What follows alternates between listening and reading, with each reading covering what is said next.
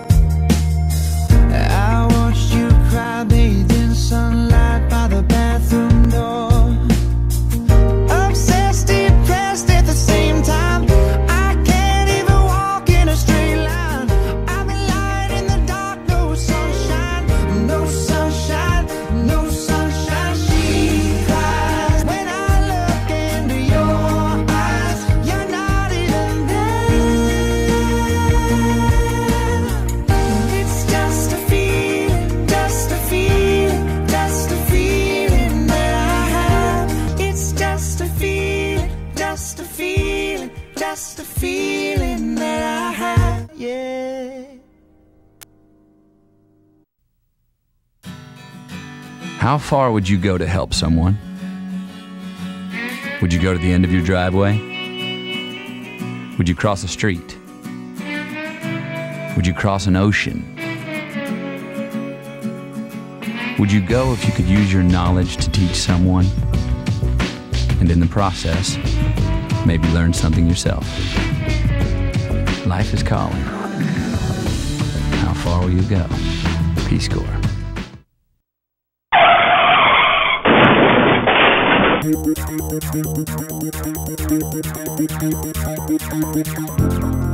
You may say I'm a dreamer, but I'm not the only one. I hope someday you'll join us, and the world will be as one.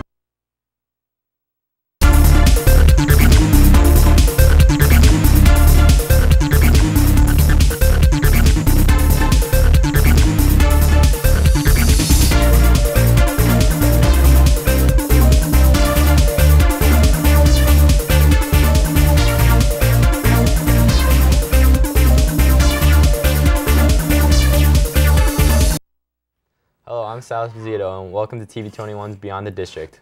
And I'm Andrea Morjan. Later on tonight, we'll take a look at one special manatee who needs a helping hand. But up first tonight, if you think solving a Rubik's Cube with your hands is difficult, this boy can do it with his feet. Get a load of this kid who can do it with his feet. Yo. Touch one before that.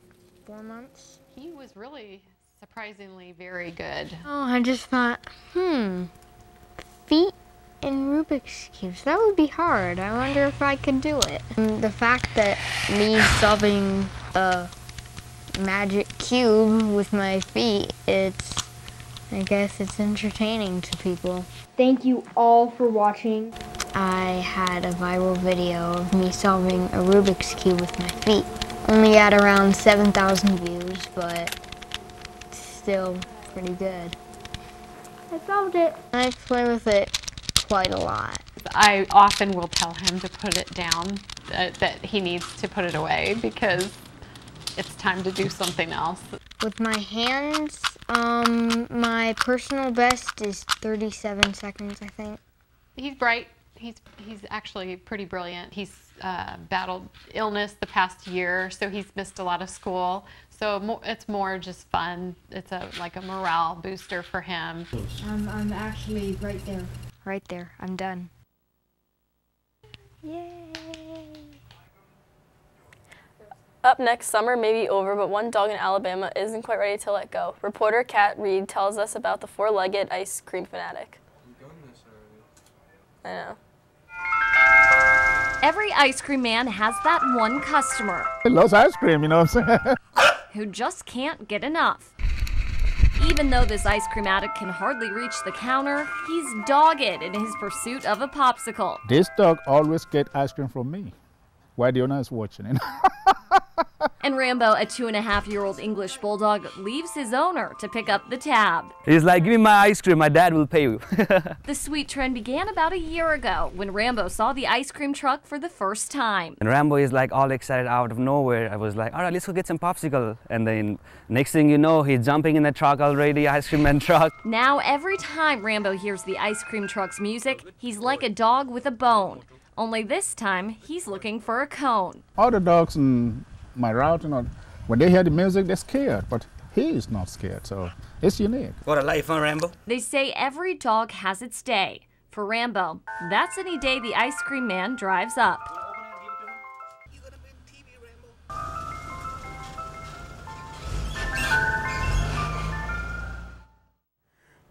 Now, it's a moment she and her family are likely never to forget.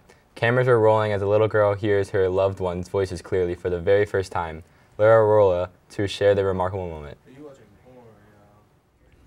I love you the most. It's a language all their own. I love you the most. What? I love you the most. One Gracie understands. I love you. It's been a long morning, and even longer journey. Flooded out of their Marion County home, Grandma Lori Lynch already missed one appointment here at MUSC.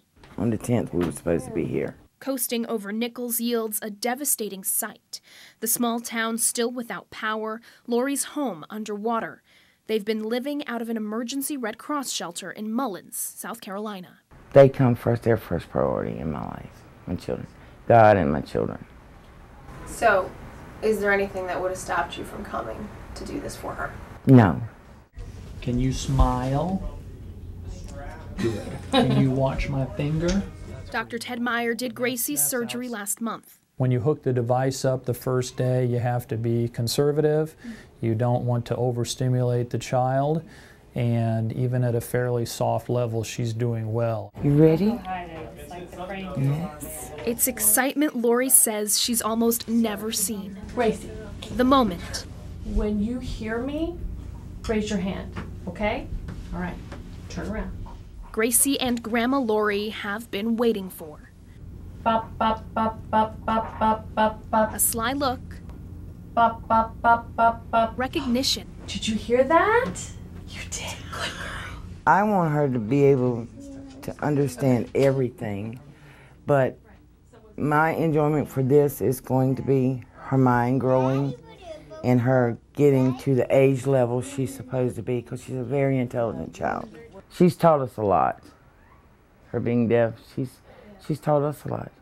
She's actually taught us a lot more than what we've taught her. Where does it go?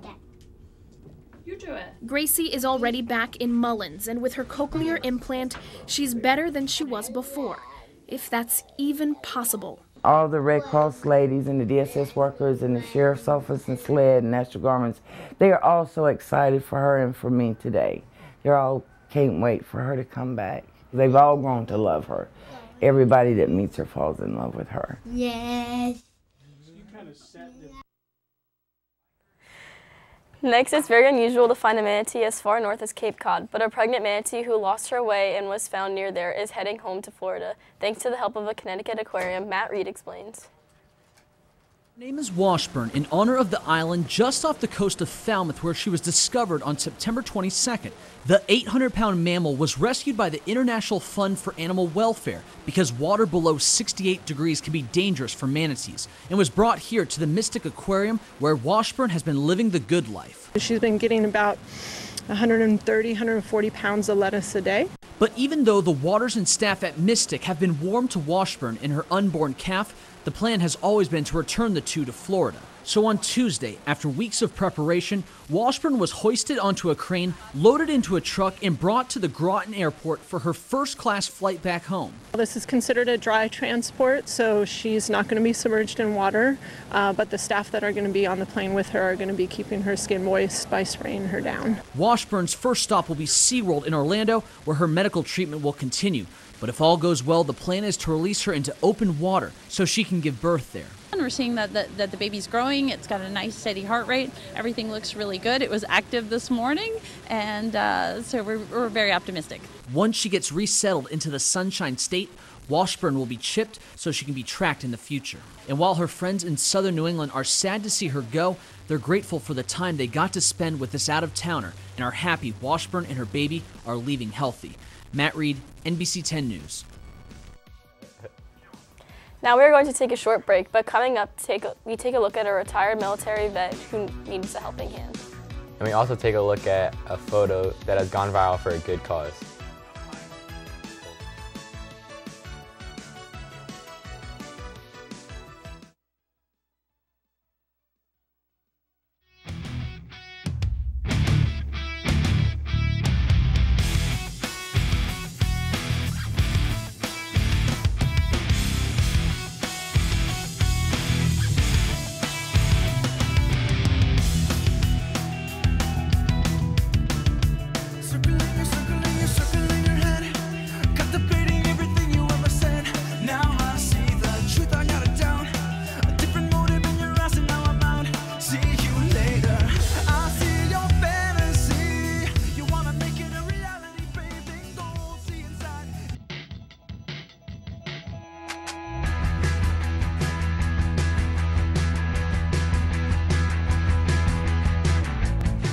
Hi, do you have ID? Yep. Oh, okay, thanks.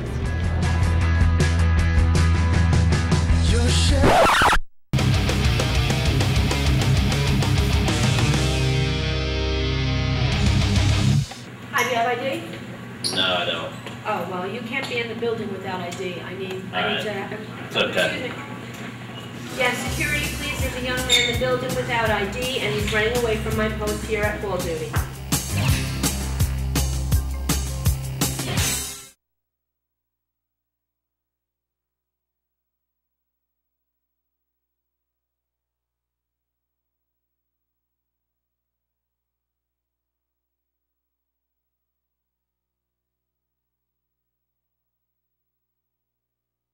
Welcome back. A retired military vet is on a new mission in life, armed with simply a metal detector. His assignment, reuniting people everywhere with lost wedding rings they thought they might never see again.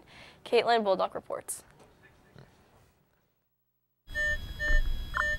Anyone who knows Del Witters knows he's the type of guy I got a target here who never gives up. I'm gonna mark that again just in case we don't find it so that I can come back to it. In fact, that much Del himself will tell you too. But I'm just kind of a dogged kind of person. I don't want to leave without finding it. It, in this case, is Tom Humphrey's wedding ring. About a week ago, I was doing work in the woodpile, and a couple days later, I realized I didn't have my ring. Humphrey thinks his ring is somewhere underneath all that mulch, though he can't be sure. I got a metal detector from the tool library, but I'm not an expert. I didn't know what I was doing. There was a lot of tuning involved.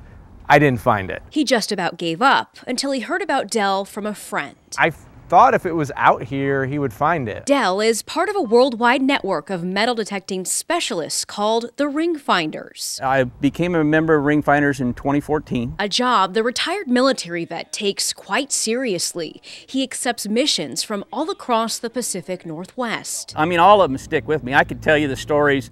He's found rings in gardens, on beaches, in lakes, and in rivers. But perhaps the most intricate ring find landed him here. I feel like we put him through a little bit of hell that day. In the Columbia River on Caterpillar Island, eventually. We had to inflate an inflatable raft. We rowed him over to the island. We're carrying his expensive equipment on this boat. Back to the spot where Danny Rosas lost the ring his wife Raquel made for him by hand. I had no hopes of getting the ring back again. Honestly, I thought that once you lost the ring, the river belongs to the lost. river. Yeah. Well, they thought wrong. And when I held it up, they just went crazy. Oh, we lost our marbles. We tackled him and we ran out and practically tackled him. It's these success stories Tom Humphrey is banking on. If he could pull a ring out of the ocean, he could maybe pull it out of my woodpile, a bunch of wood chips. If it's there, I guarantee you I'll find it. And sure enough, like clockwork, in the final corner of the yard, he did. Does it look like this? What? Thanks, Del. Congratulations. Right. Cheers. Yeah. It's all in another day's work for Del. That's the neat part, because it's like a needle in the haystack. Who says he's simply happy. He's like Frodo. When you're happy. It's rewarding. I don't know how else to explain it. In North Portland, Caitlin Bolduc, Fox 12 Oregon. Up next, a viral photo may be changing the conversation about locker room banter. 6 high school athletes deciding to take a stand for feminism and end making quite the political statement. Catherine Van reports. A picture may be worth 1,000 words. This one's worth thousands and thousands of likes. So a lot of like the freshmen are like, whoa, you guys like, I can't believe you guys are doing this. Alex Zapeta and Reese Atkinson and 4 of their teammates all found in this picture that's going viral, sporting a wild feminist shirt in their locker room. I don't know what would be wrong with us trying to tell others that women deserve the same rights as men and they shouldn't be treated differently. After Donald Trump's controversial remarks about sexual assault circulated in the media, the boys wanted to show what really goes on in a locker room. Usually we talk about like sports and like usually grades. Like our teachers and coaches always get on our heads about that. They want us to succeed and go to colleges. Professional athletes are also taking a stand for feminism. Timbers defender Zarek Valentine and Olympic fencer Miles Chamley-Watson shared Instagram posts of them in the same shirts, saying sexual assault is not locker room banter. The creator of the shirt says she never expected to take off so quickly. The way they talk about women and the way they treat women is really cool. The idea behind Emma McElroy's shirts is to start conversations. I think when you have young men that can say to other men, like, that's not okay, you shouldn't say that. I think that's a huge part of changing the conversation. And with one photo, the conversation has just begun. It just goes to show how like a group of kids can change a school and a student body. Catherine Van, K2 News. Now there's a man in Nebraska who really likes Donald Trump. Like, really. Miranda Christian reports. It all started when Donald Trump came to visit in May, and Dump Trump was spray painted onto Richard Brock's silos along I-80. I was charged with the task of going to the top of the silos and painting over Dump Trump. Brock wasn't happy about the graffiti that sat on the silos for 2 weeks. That wasn't my view. It wasn't my opinion on the whole thing, and I was a little upset that somebody had taken it upon themselves to go be criminals and go vandalize my property. So he made his own Trump sign. The letters on the side of his hill are 90 feet tall and 75 feet wide. Oh, it took an evening. It was just one evening. A bunch of string and some tape measures. To keep the sign visible, Brock trims the letters at least once a week, and it takes about 30 minutes to get through the whole thing. So far, reaction has been mixed. Most of my neighbors are of like mind, but there's some that aren't, and that's fine. Everybody's got an opinion, but I think everybody gets a chuckle out of it. Brock says he supports Trump because of his tax plan, national security plan, and he thinks Trump will protect our borders. So when you drive by or fly into Omaha, it's easy to see Brock's support for the GOP candidate. It's just somebody else's opinion. I mean, everybody's got one, and you know, right, wrong, or indifferent. We don't always all agree on things, but I don't think it's right to go vandalize somebody else's property to put my message out there, so I vandalized my own property. It is now time for another break. Coming up later in the show, we will take a look at a woman who has her dog to thank for saving her life. Beyond the District will be right back. But I see your true colors shining through. I see your true colors.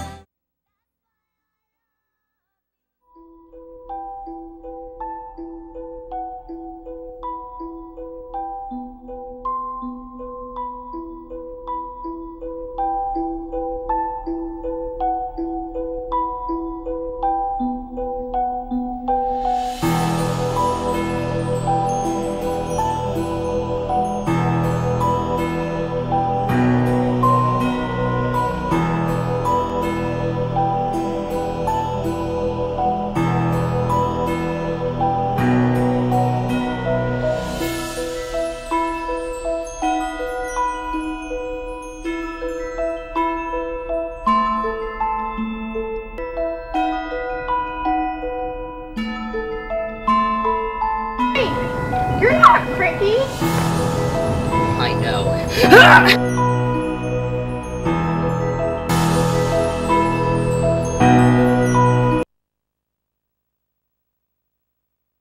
For outcasts and rebels, or anyone who just dares to be different. And you've been trying for so long to find out where your place is, but in their narrow minds there's no room for anyone who dares to do something different. Oh, but listen for a minute. Trust the one who's been where you are, wishing all it was sticks and stones. Those words cut deep, but they don't mean you're all alone, and you're not invisible. Hear me out. There's so much more to life than what you're feeling now.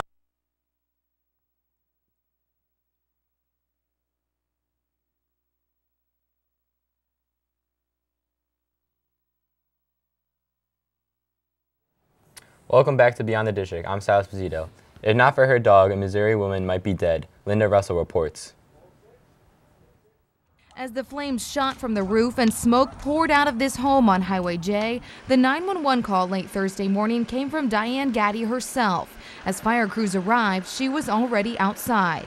She had made it out to her car. She'd got her dog out, and she was able to make it outside without any injuries. If it weren't for Queenie, Diane's service dog of 8 years, her husband, who wasn't home at the time, knows things may have turned out differently. Yeah, the dog woke her up. I spoke with Diane off camera. She tells me she believes she fell asleep in her computer chair, and then her service dog Queenie woke her up, alerting her to the smoke in the house, so she was able to get out safe. Could have been a much worse outcome. That's really the only thing that matters. The rest of it's material stuff. It's a house, and it's some stuff in a house, but that's okay because she's still here. So that's all I really care about. For the Gaddys, the lifesaver came in the form of a dedicated four-legged friend. But Chief Sturts hopes everyone has a warning. Well, not many people are going to have service dogs wake them up. Get those fire detectors checked, batteries, and if you need some help with that, please call your local fire district. I'm sure any of us will be willing to come out and check it. JW is just thankful Queenie was by Diane's side when she needed her most. That's why I think everybody needs a dog. I love my dog, and she's, that's what they're there for. They take care of us. Up next, a Good Samaritan, a good deed, and two people who could really use some help all collide in one Missouri town. And as Krista DeBull reports, this story is way better than a fairy tale. The end of the 2 locations. One of them was the corner restaurant in Westport. We watched Courtney, our unsuspecting server, do her work. The man came in, sat briefly for a beverage, and then got his chance to chat with Courtney. He found out she's caring for her sick mom. He told Courtney he had something for her. It was a tip in an envelope, even though he wasn't going to eat. She was clearly surprised by the gesture. He left, and we were hoping to capture Courtney opening the envelope, but she just kept working. So her boss, who was in on the surprise tip, had to go get her. And then... Are you serious? Are you serious?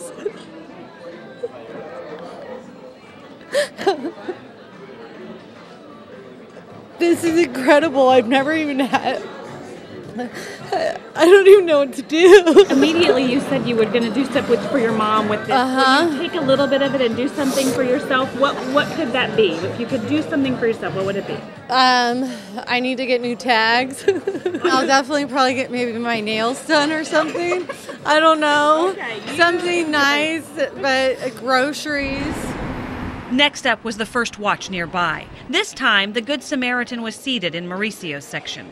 Mauricio, again, had no idea. Okay, then also don't forget to check the special that we have right here. A server for 10 years, Mauricio moves quickly around the restaurant, always with a smile. He caught us taking his picture, so we moved in. And the Good Samaritan, as he had planned, moved out. Oh my God! Is this the biggest tip you've ever gotten? This is the bigger in my whole life. So what can you do with that money? What can I do with this money? I want to tell you, I'm saving money to go to see my family in Chile. And this is what I come a lot. Thank you, appreciate it so much. Up now, jumping off a bridge sounds a little crazy, but not to several people in West Virginia. This weekend, some base jumpers plunged off a nearly 900-foot bridge at New River Gorge Saturday, just for fun. As Justin McClellan reports, a huge crowd turned out to see them. For the tens of thousands attending Bridge Day 2016, it's all about seeing this iconic state symbol from a different perspective. To walk across the bridge that you normally drive across is pretty exciting, and then to go below and look back up at the jumpers. Each October, thrill seekers and spectators from all over come to experience the bridge in their own way. It has been awesome. The weather's perfect, and watching the jumpers is a great thing. Some of them are shaking a little bit, some of them are nervous, some of them are excited, and then to see them plunge and to float through the air and then wait until the last minute to pull the cord, it's exciting. Most are perfectly content with watching from the sidelines. I would never do that. That takes a lot of guts. Lots of them. But for the ones with the guts, the best view is the one from the edge. Yeah, it's nerve-wracking, even if you've done it. I mean, some of these guys are really good. Maybe they don't get nervous, but I get pretty nervous. Base jumper Ricky Hoyt traveled 9 hours from upstate New York just for the chance to leap off the bridge. He's repacking his chute to get ready for his third jump of the day. It's illegal any other time, so today, while it's legal, try to get as many as we can. Hoyt says if you can block out the nerves, it's really quite simple. Just clear out your mind, step off, and you're good, hopefully. Here for you at Bridge Day, Justin McLennan, WVVA News. If you have a story you would like us to recover, or if you have an announcement about an upcoming event, please send it to interschool mail to the TV studio at High School East, or you can email us at tv21@trschools.com. Also, be sure to tune in TV21 throughout the day to catch this show and Tom's River Schools Today as we bring you stories from around the district. Also, please take a look at our website, www.trschools.com/TV21. Well, that wraps up tonight's show for Beyond the District. I'm Sal Esposito. And I'm Andrew Morjon. Have a great night. Don't be unhappy, can remember when last saw you laugh. If this world makes you crazy and you take it all you can, then you call me up, because you know I'll be there and I'll see your truth.